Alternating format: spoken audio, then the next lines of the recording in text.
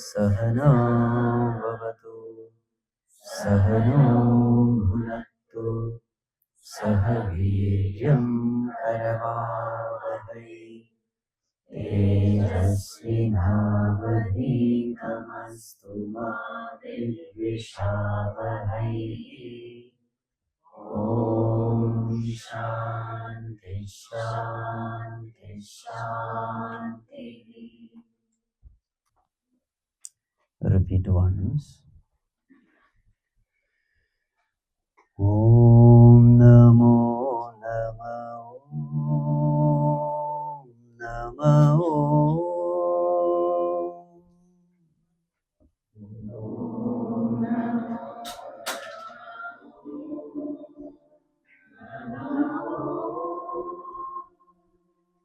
Om Namo Namo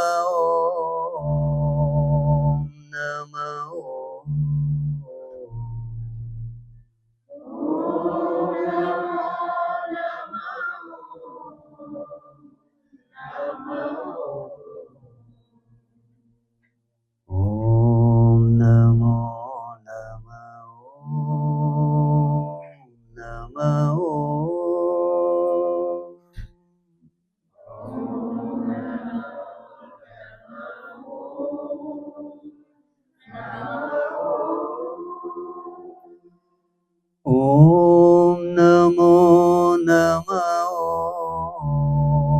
Om Namo Namo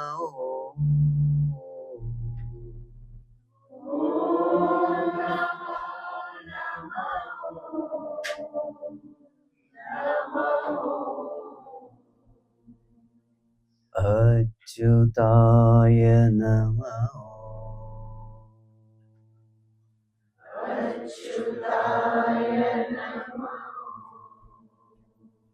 Shri Anantaya Namo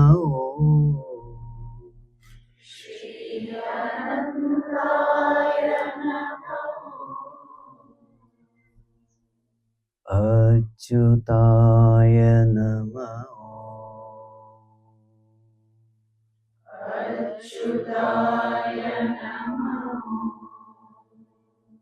Shri Anantaya Namo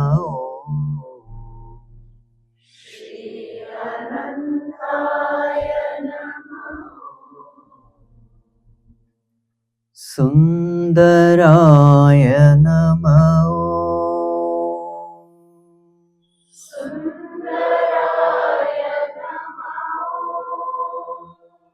Suravanditaya Namo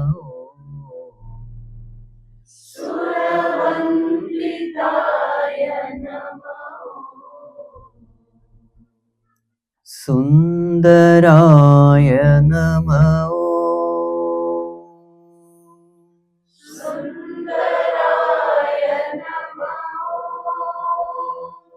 Suravanditaya Namo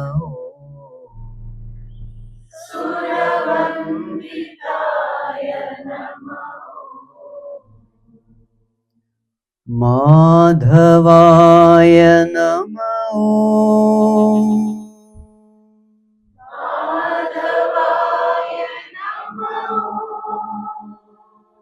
Madhusudanaya Namo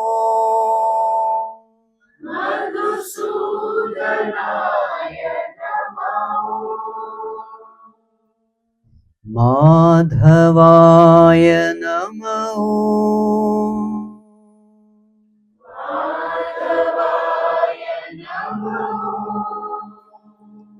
Madhusudanaya Namo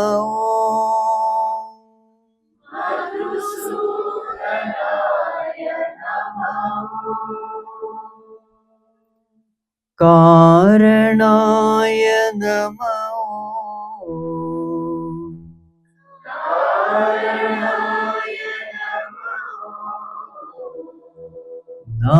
Narayanaya Namo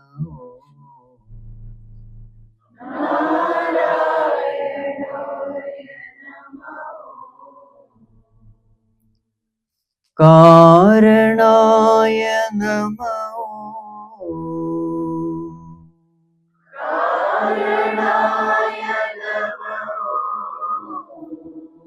नारायणाय नमः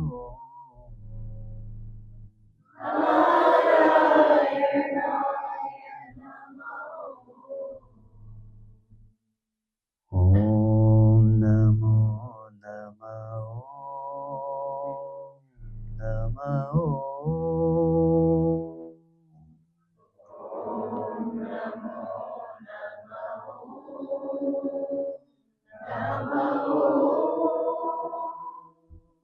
ॐ नमो नमः नमः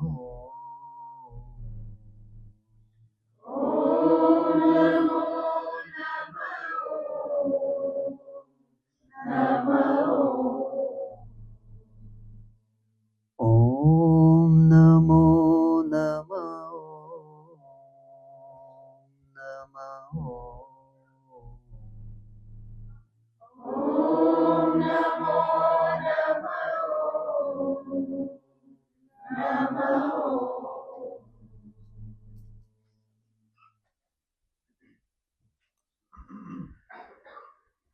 ॐ नमो नारायणाय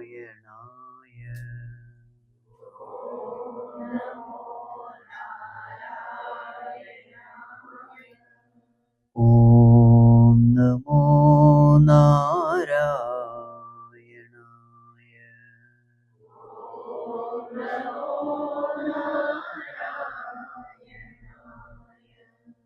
ॐ नमो नारायणाय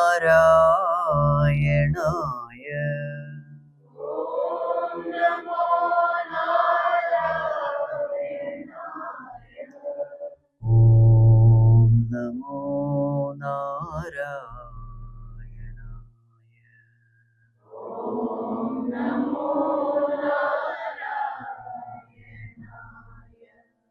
ॐ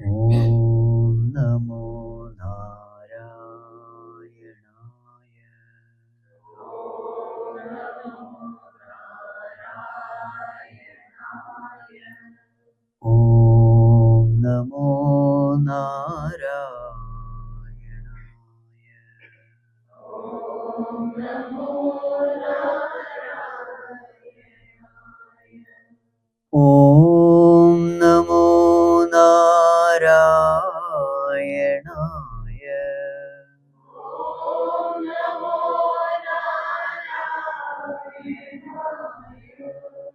ॐ नमो नारायणाय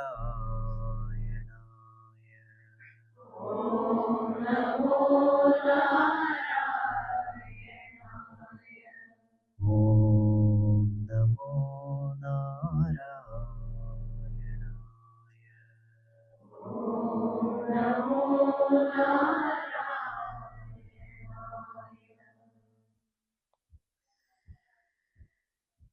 सदाशिवसमारम्भां शङ्कराचार्यमध्यमाम् अस्मदाचार्यपर्यन्तां वन्दे गुरुपरम्परां श्रुतिस्मृतिपुराणानाम् आलयं करुणालयं नमामि भगवत्पादं शङ्करं लोकशङ्करं शङ्करं शङ्कराचार्यं केशवं बादरायणं सूत्रभाष्यकृतौ वन्दे भगवन्तौ पुनः पुनः समस्तजनकल्याणे निरतं करुणामयं नमामि चिन्मयं देवं सद्गुरुं ब्रह्मविद्वरं सद्गुरुं ब्रह्मविद्वरम्.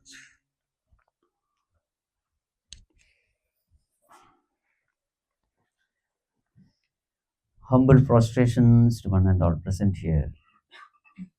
What is the topic today? Serenity every step. Okay. Serenity every step.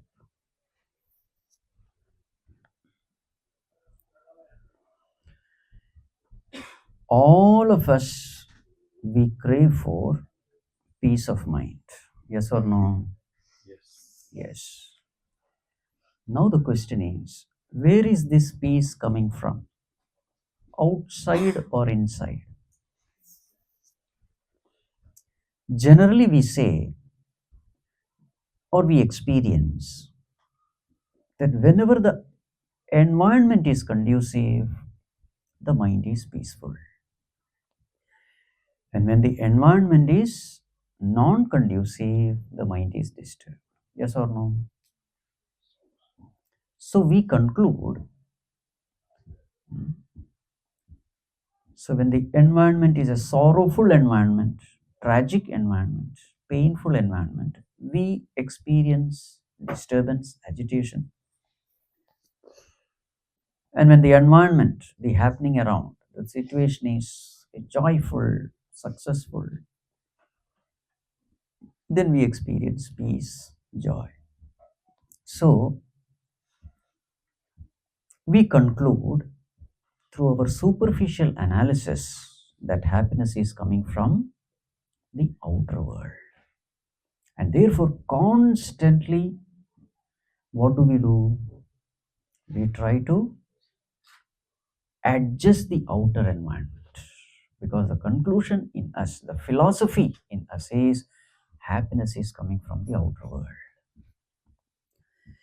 But what is the message of all the scriptures?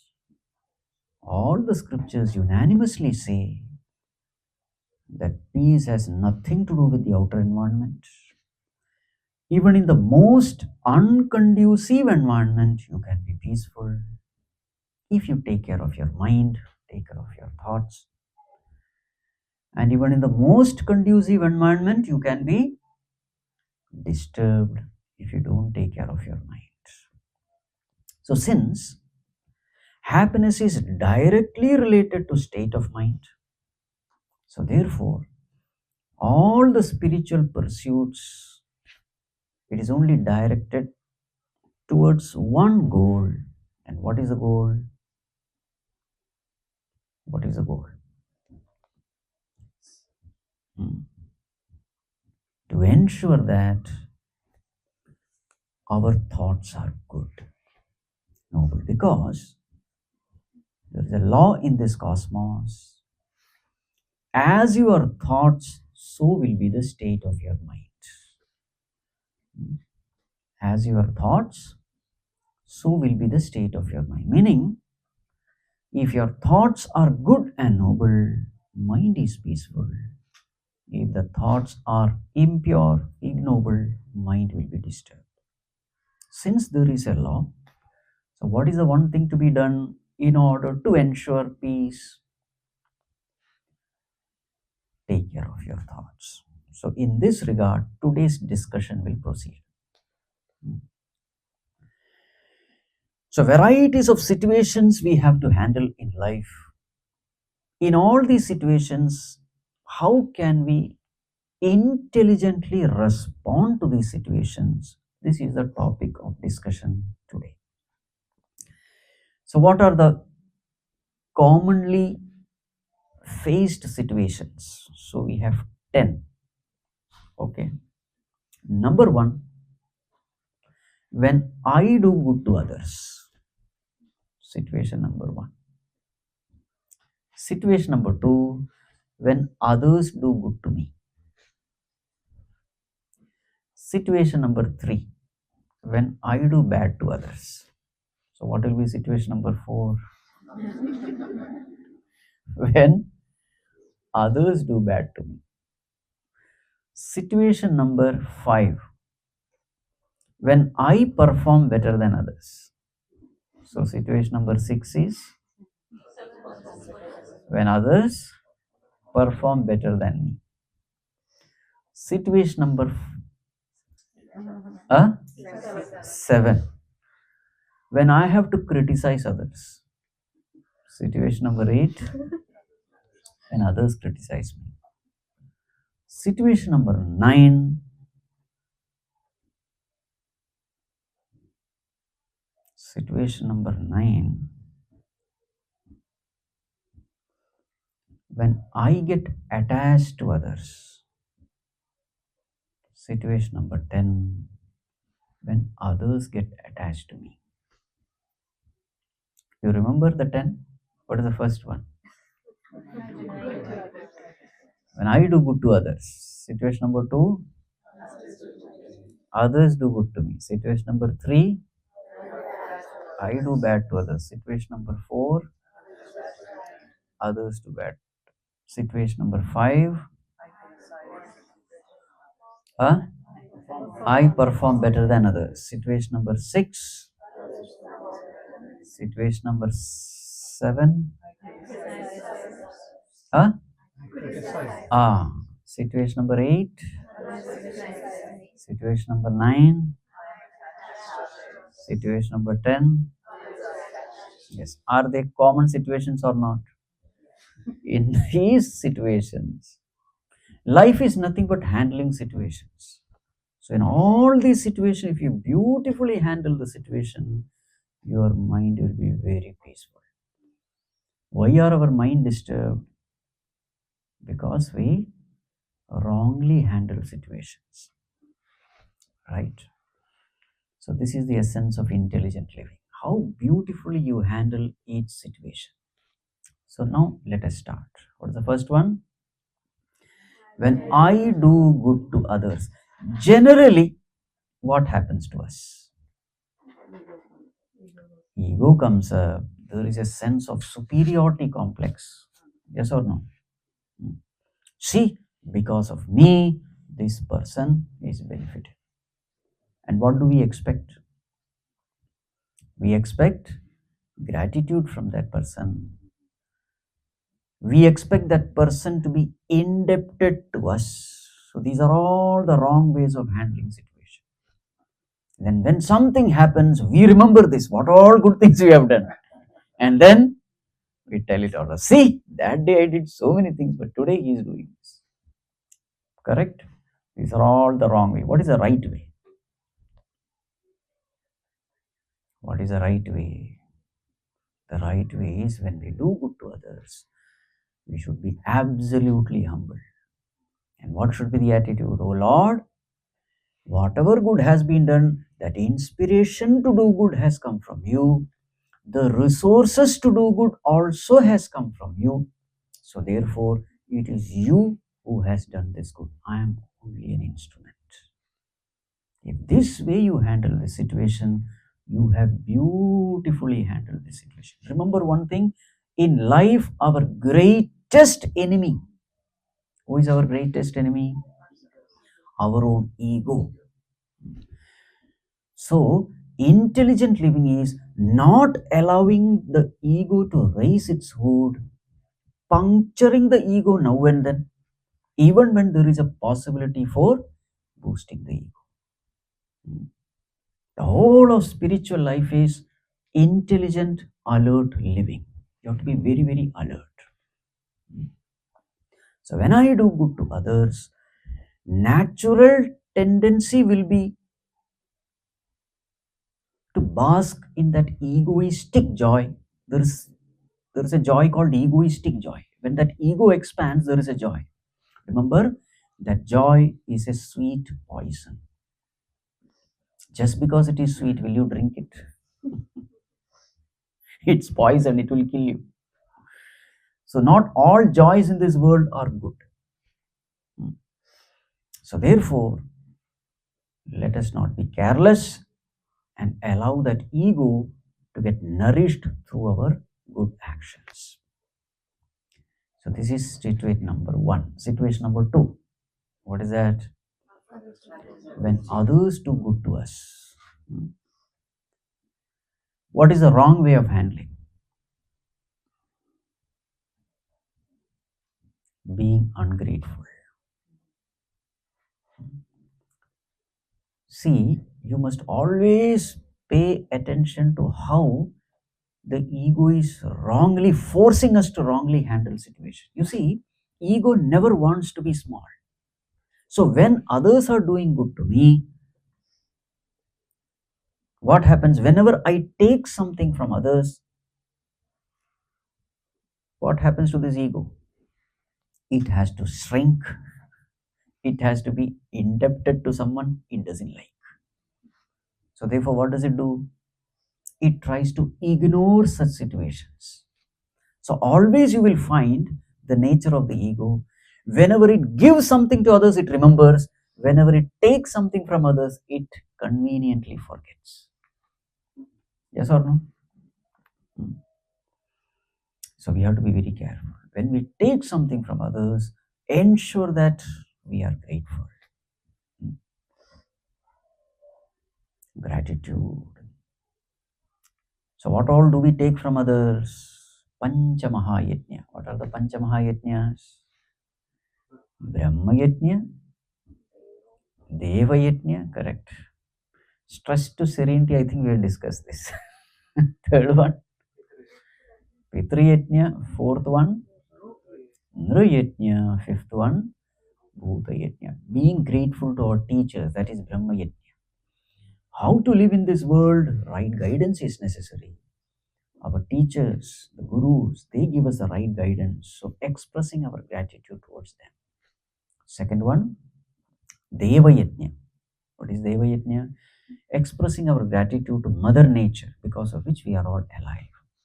Third one, Pitru Yajna, expressing our gratitude to our parents, grandparents, ancestors. Then,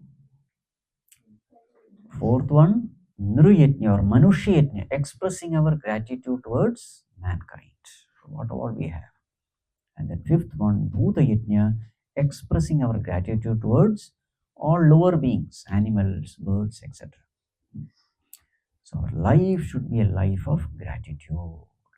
Okay, second one is over. Third one, what is the third one? When I do bad to others. I should not do bad, first of all. Okay, that option is not there. But sometimes unknowingly we do bad. Or helplessly we do bad. So what is the right way, what is the wrong way? Generally, what is the way in which we wrongly handle the situation? What do we do? We justify. We have done something wrong, we have shouted at somebody, we have hurt someone. We tend to justify. Again, it is a play of the ego. The ego doesn't want to say sorry, doesn't want to bow down. So what is the easiest way to get peace?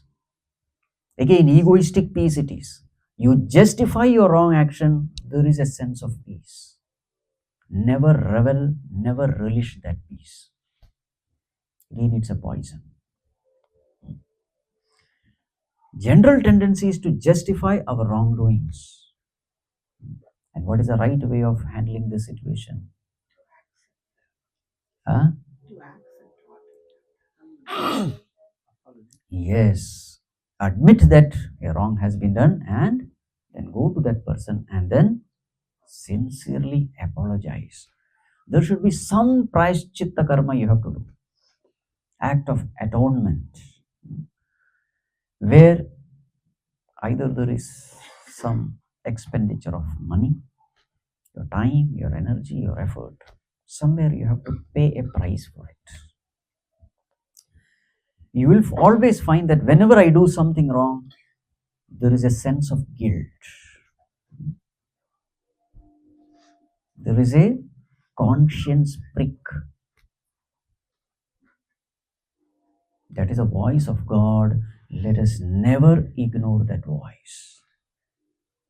That voice is very, very sacred. And this voice, you cannot silence it, but you can always ignore it. This conscience prick or the voice of God, it is constantly guiding us. So whenever we do something wrong, there is this disturbance of mind. The disturbance of mind is a voice of God. That is how our Creator is connected to us. Whenever we take the path of unrighteousness, whenever we take a wrong path, there is this voice which corrects us, warns us, lovingly guides us. So how is that guidance? Whenever we take the wrong path, the mind gets disturbed. Whenever we are walking on the right path, the mind is peaceful. This is how he communicates with us. He has his own coded language. Right? Disturbance can be of various reasons: anger, greed, jealousy, hatred, revenge, varieties of wrong thoughts. And accordingly, the disturbance also has got different flavors. So when we do something wrong, if the mind is disturbed, understand you have to correct. Somewhere I am going wrong. And the more and more your relationship with God improves, the more and more this disturbance becomes intense.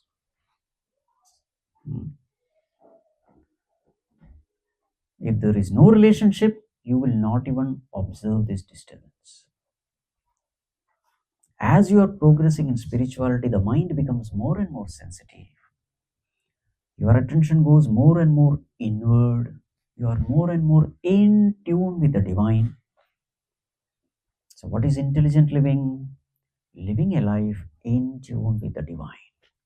So, once I come to know, in that heat of the moment, I say something, do something, later on I come to know, oh, I shouldn't have said that. I shouldn't have done that. Then there is a guilt which disturbs you.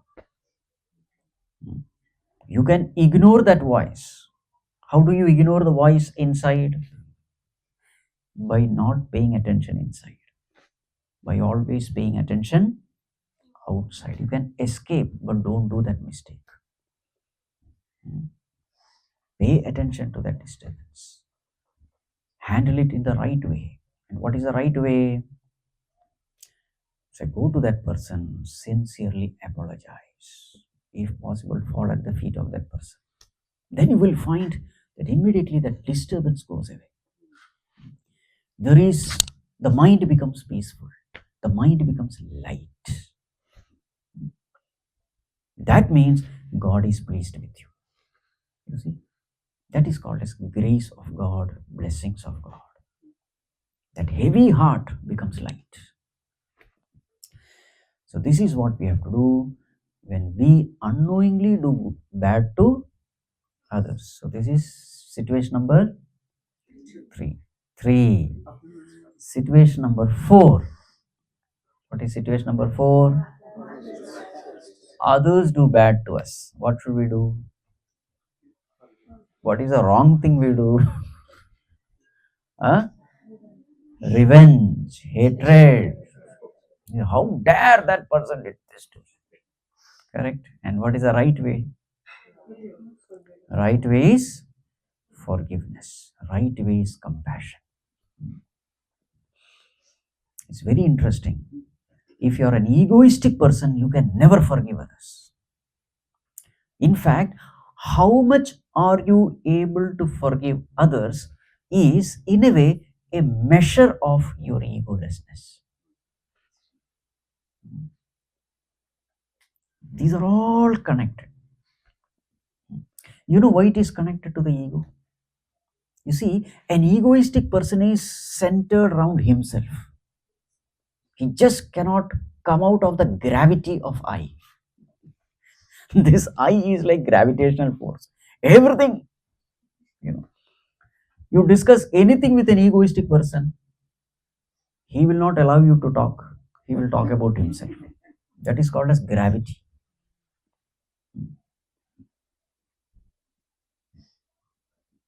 Egoistic person is like that. Everything centers around himself. All discussions, all topics. So now, such a person who is living only in himself, when somebody does bad, so what is the statement he will make? How dare he did this to me? You see? Now, in order to develop forgiveness, the most important thing is you have to step outside of this ego and try to understand the helplessness of that person. Somebody is shouting at you. What are you seeing? Are you seeing the hurt feelings in you, Or are you seeing the helplessness in the other person? Because when a person is angry, he is shouting, what are you seeing? If you are seeing the helplessness of that person, what happens when anger comes? The brain is paralyzed, intellect is paralyzed, the thinking ability is completely jammed. So, in such a state of helplessness, that person is telling so many things. And when you look at that person, what are you seeing? An egoistic person sees only himself, his own hurt feeling, and therefore he starts hating him. Whereas, if to the extent you are free from ego, you are able to step outside of yourself and you are able to see the helplessness of that person. Poor man, how helpless he is. Like an intoxicated person telling something, you understand the state of that person. So when others do bad thing to you, what should be done? Forgive them. Try to see yourself. How much am I able to forgive that person? What is the proof that you are forgiven? You are able to go along with your own business. What is the proof that you have not forgiven? You are constantly thinking about that person. You see, these are all indications. Sometimes outside we say, I forgive you. But deep down it is there.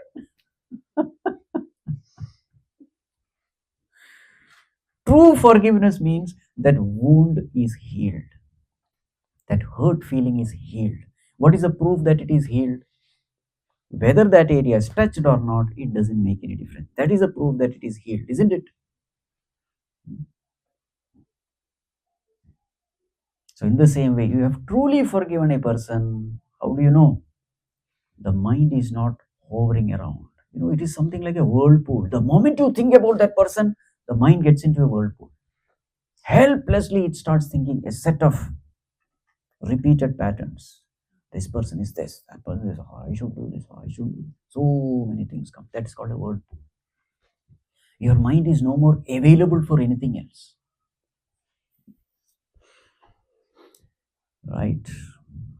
The spiritual path is all about self-reformation, self-correction, self-observation. You are just observing yourself. How much am I improving? Each and every situation in my life, are these situations helping me to evolve? This is a question you are constantly asking. You're not trying to change others, reform others, correct others. No, you're only trying to change yourself. Every situation you analyze, you study your behavior, and then find fault with yourself. And then try to come out of these defects, weaknesses in yourself. This is spiritual living. Okay, situation number 4 is over. Situation number 5. What is the situation? When I perform better than others. So again, who comes? Ego comes, superiority complex comes. And we revel when others praise us. Aha. So this egoistic joy, what is it? What is it? Sweet poison. Remember this. Sweetened poison is egoistic joy. Because ego gains its nourishment from it. Okay, so when I perform better than others, what is the right attitude? Bhagavan, all these abilities, talents, whatever I have, it belongs to you. So all the credit must go to you alone. Though people say words of praise, but deep down I should go on offering it to Bhagavan. Not reveling in those joys. Right. This is when I perform better than others. When others perform better than me, what happens? In Sanskrit, the term for jealousy, what is the term? Matsara. That is one term. Another one? Irshya. Another one? Asuya. See, three terms are there. That is the beauty of Sanskrit. Each term conveys something. So when we become jealous, when you are going through that burning sensation, then that jealousy is called irshya. Burning sensation. Now, how to get rid of that burning sensation? There are two ways. One is perform even better and defeat that person. Then the term is called matsara. Mattasarati. You are going ahead of me. I will not leave you. Matsara. You see. But suppose that person is a horse and you are a donkey. You can never beat that person. Now what to do? Because burning sensation is there. You have to get out of it. What will you do? You can't compete. Then what we do is finding fault with that person. Oh, that person like this because of this. You see? That person took bribe, that is why he is ahead. Something like that. You try to find Guneshu dosha avishkaranam asuya. Bhagavan Shankaracharya defines. Avishkaran means to invent. What is the difference between invention and discovery? That which is not there and you create, then that is called as invention. Discovery is which is already there. You just discover. Remove the cover. Okay. So that is called as asuya. You find a defect in that person. So when others are performing better than you, a healthy state of mind is you are truly appreciating the glory of that person, goodness in that person. What should be the line of thinking? How to get rid of jealousy? Huh? Learn from them. But how will you get rid of jealousy? Learning is good. They use the term envy. They say there's a difference between jealousy and envy. When you are envious, it is good. You learn. But it is a burning sensation only. What are the two necessary conditions for jealousy? First one, you value something very much. That's the first condition. Second condition, somebody has more than what you have. Only then jealousy comes.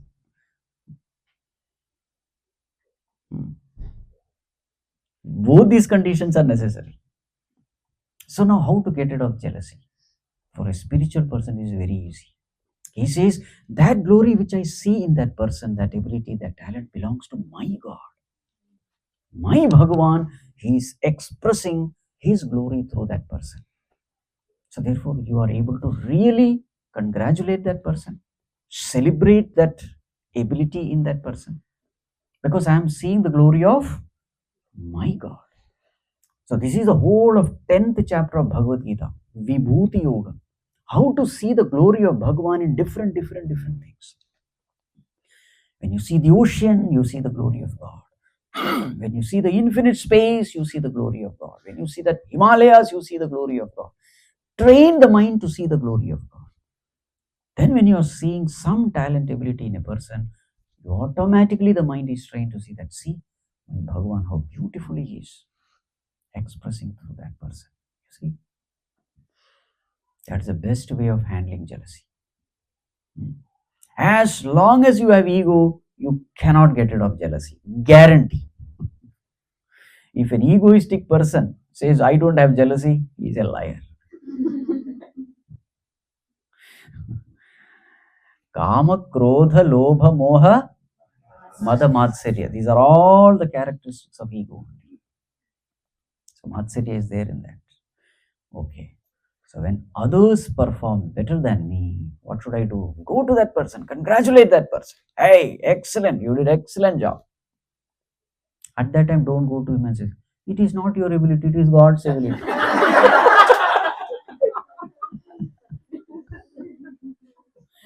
Okay. That is something which you have to keep in your mind. It is not something which you have to tell the person.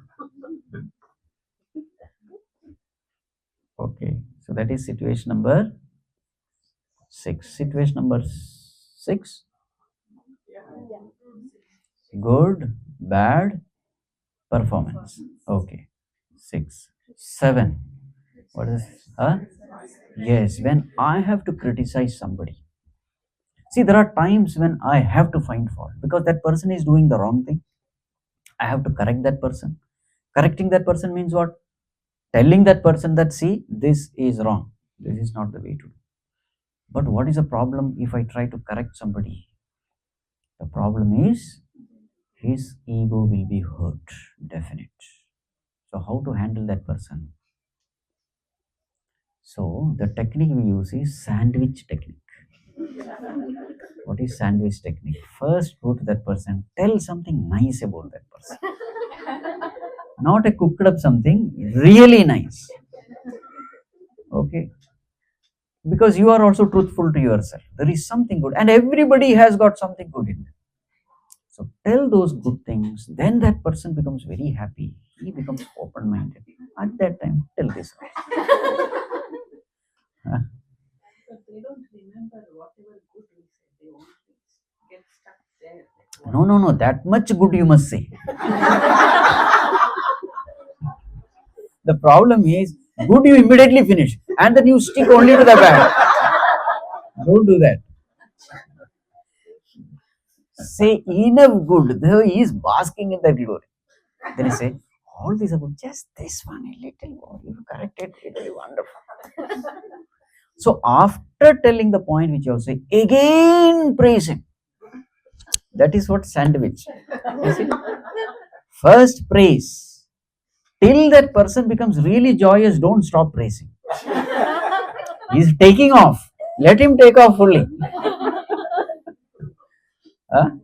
Then tell this point. Don't pull down. Tell this point. That person, remember, if you're truly seeing the goodness in that person becomes open-minded to your suggestions. Open-mindedness. Because yes, this person is seeing goodness in me. So he is a truly, what you call, his criticism is a constructive criticism. He truly wants my good. That feeling comes. Once that feeling comes, whatever you say, that person will treasure it and he will work on it, implement it. So tell good things, then tell the point. Again, tell good things about it. So, what is the first homework we have to do? Find out all the good things in that person. Many times we don't see any of the good things, we see only the bad things, and then you see that's how we hate people also. Why is it that certain people we don't like? It is our mistake. We don't see anything good, we see only the negative thing and constantly brood over those negative things. And finally, a time comes when that person is in front of me, my mind is disturbed. It is not the problem with that person, it is a problem with my thinking. We should be comfortable with everyone. That is a sign of a healthy mind. Okay. So this is when I have to find fault with others. When others find fault with me, what should I do? Try to see whether what that person is saying is right or wrong. Analyze. If that person is telling right, correct it and thank that person. Thank you very much for this suggestion. It means a lot to me. Thank you very much. Sincerely, as the Americans say, I appreciate it. That's a very common thing which you hear in. Appreciate it. Yeah. Okay. But generally, what do we do when somebody criticizes us? The ego doesn't like it. We start hating that person. We start hating that. How dare he tell this to me? But suppose there are other people also, they just criticize for, then just ignore it. That's all you need to do. Okay, that is situation number 8. So, situation number 9. When I get attached to someone, what is the solution? What is the solution? Huh? That is dangerous. When I get attached to someone, is it okay or is it not okay? Is it okay or not okay? It is okay. We don't depend completely on them. What is that threshold?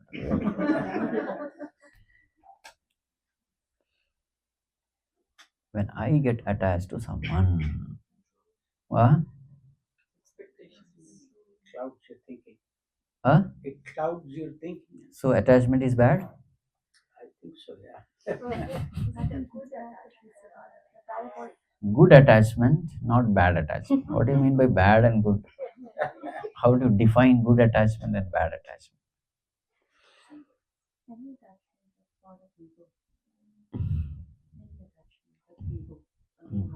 Mother is attached to child, that's also ego only. Okay. So attachment should not be there.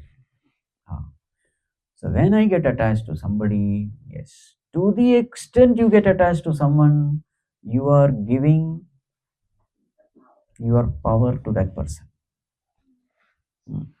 Attachment clouds your thinking, makes you biased, makes you partial. Attachment is dangerous. In fact, there are 3 stages. Let me put that way. The first is tamasic, second is rajasic, third is sattvic. The first is tamasic state, relationship with different people. What is the tamasic state? It is called as unhealthy detachment. What is unhealthy detachment? I don't care about it. That is good or bad? Definitely bad. Sometimes we glorify this, saying that, see, I am detached. I don't care. Anything happens, I don't care. That is tamasic. That is not glorified in scriptures. The second state is called unhealthy attachment. What is unhealthy attachment? Without you, I cannot live. You are my life. That is called as unhealthy attachment. That is also very bad. That is rajasic. That person decides my joy and happiness. When I am with that person, I am happy. When I am not with that person, I am miserable. You become a slave. Absolutely unhealthy. Now there is a third one. It is called as healthy detachment.